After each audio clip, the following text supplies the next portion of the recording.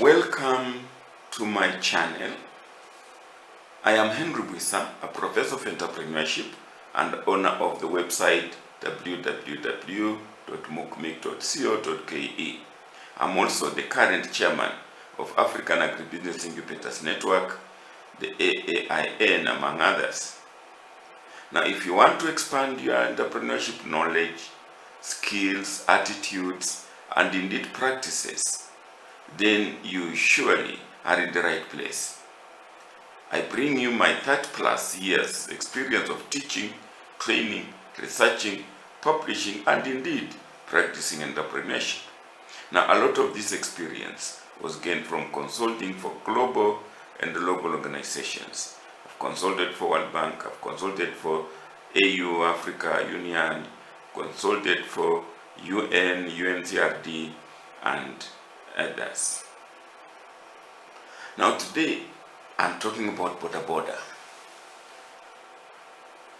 And I'm saying, boda need not all be on the road. Yes, our Deputy President recognizes the importance of boda. Now, the motorcycle taxis, which we call boda in Kenya, are a popular mode of transportation all over the world. Yes, I've seen them all over the world. I mean, in America I've seen it. Many other parts of Africa have gone. Europe, yes. Now in Kenya, the boda industry is thought to generate approximately $4 million or 400 million Kenya shillings daily. Let's look at some statistics.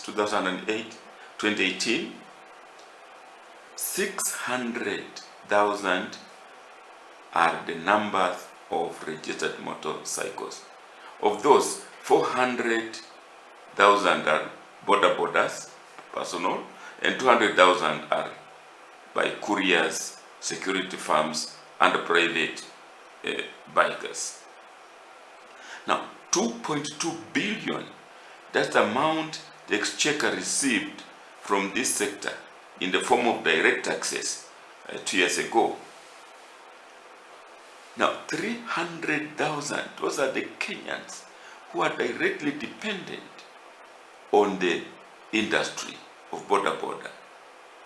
And 1,000 Kenya shillings are the earnings per day by bodas, which therefore translates to 400 million per day by the sector.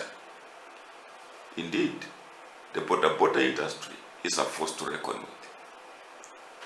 Now, the above figures may explain the attraction boda industry has made, especially to the youth, leading to very high competition, which has resulted into several outcomes. One is overloading because of the competition. Look at that. And indeed, it's not just the men who are drivers or riders. We also have women. So it is gender sensitive. Now, this overloading is so that they can make as much money as possible. And this comes with costs. Dangerous practices because of the competition. We want to make more money. Sorry. So we engage in very dangerous practices. Look at this lady, this girl with her firewood. Of course, she was later recognized by some people. Look at this, a cow tied on the boda. Another cow there. Look at this gentleman carrying something on the head and being ridden. And look at the chicken. Yes, look at this one. Dangerous practices. Look, it's like a ticket to hell.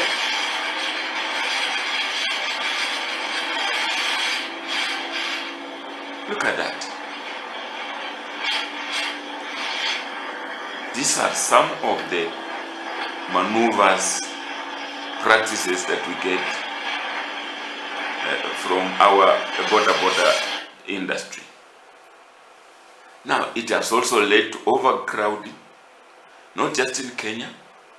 We also have it in Uganda. I was in Kampala and I witnessed all this crowding and therefore traffic jams and therefore delays to reach places of work by the other users of the road. Look, this is again Uganda. Wasted resources due to impounding of non-roadworthy bikes. So, a force to reckon with, but it has all its other dark side of its own dark side. So I'm saying overcrowding, competition, and dangerous maneuvers have led to accidents. In Kenya, boda constitute about 30% of the road traffic accidents. Look at some of them. Look at that. Just intentionally driving on the road, wrong side of the road, and head-on collision, causing accidents. Look at this accident that you see here. This is just a few of them that happen, on our roads. In Uganda, we have all those figures. I got this right from police traffic reports. Yes. Accidents, Kenya, Uganda, all over. There are also chaos on roads, leading to traffic jam and lost working time. Look at this. These are chaos on the roads, associated with the borders. Yes, but still it's a force to reckon with. This again was captured in Kampala. You may not be hearing what he's saying, but the point here is that borders, many of them don't follow the rules. They maneuver, look at this one. They maneuver, they do all those shows on the road, and therefore they make the traffic managers, policemen, spend lots of time, controlling them, rather than having, look at that, doing something maybe more useful, but because of the maneuvers and non-observance of rules, the borders have to be managed. Yes. Chaos on roads, leading to traffic jam and lost working time. Accidents, burning,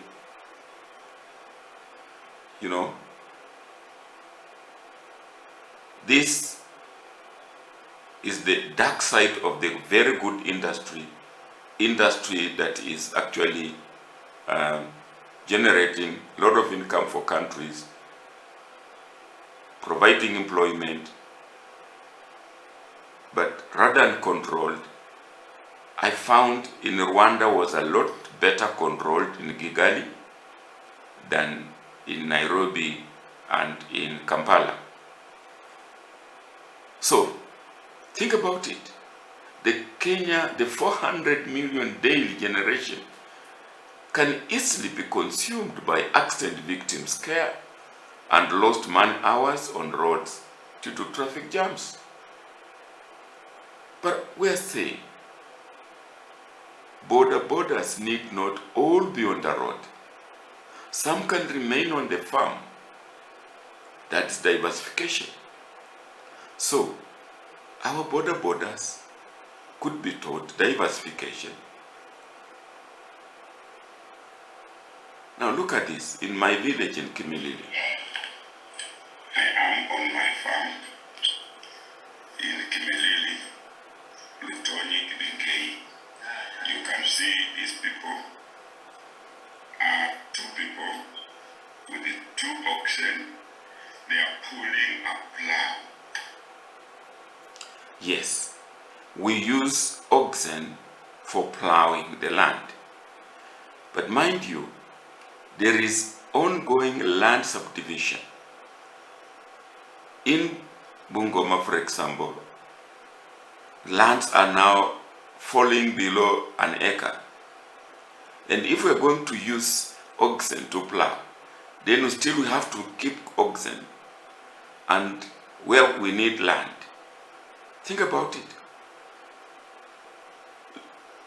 Why not think of the borders now? Look at these ones. This is border plowing. So, rather than go and compete wholly on the road, we can find income on the land, on the farm. We call this diversification. Yes. Must our borders all go on the road, cause traffic jams, cause accidents, when they could actually generate income on the farm? This is just an example of how we can use border even more productively and avoid some chaos on the road. Look, a modified border again. This is border.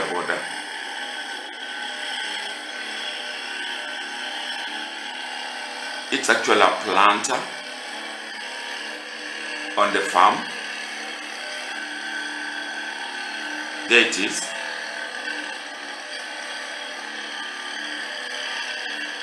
Putting border to other uses.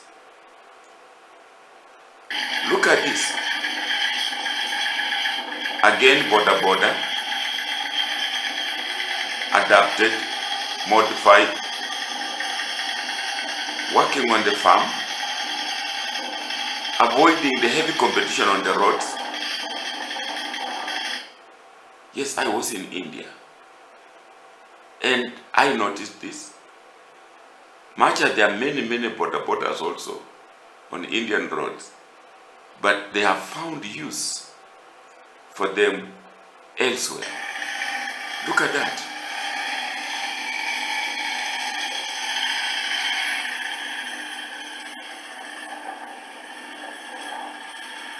You want to call it a hand-driven tractor? Yes.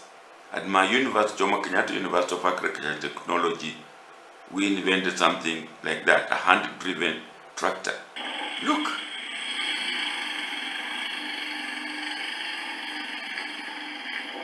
We have terrains in Kenya, in Africa, with soils that can be tilled using border. Look at that. Border being put to other uses. It is happening elsewhere. We can't finish giving examples of border being useful on the farm, generating income, creating employment, and easing the competition on the road like we see in Nairobi, we see in Kampala. Even shelling maize, border can be used to shell maize and ease the chores of doing the same in the villages. So you have your border, you move around with it, to hire it, to shell maize, and there you are. You have avoided the traffic jams on the road, the accidents on the road, and so on and so forth. So, what am I saying? Yes, we can do the same in Kenya. where there is a political will, there is a political way. We all know when President Moi decided that he wants to have a Nyayo Pioneer car, yes, he mobilized the universities, the railways, the polytechnics, and that human capital, that talent, that techniques were put because the president had wanted a car. We saw we have the resources, but perhaps we are biting more than we could chew.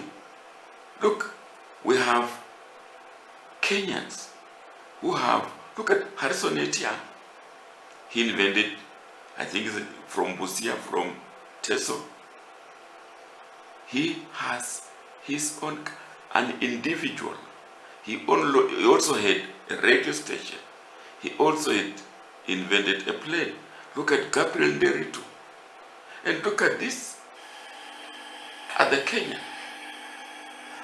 So we're saying, Kenya's got talent. We need to mobilize this talent. If these people can be motivated to convert those porta-pottas into farm tools and other tools, yes, we can do it. So we can still have porta-potta on the road,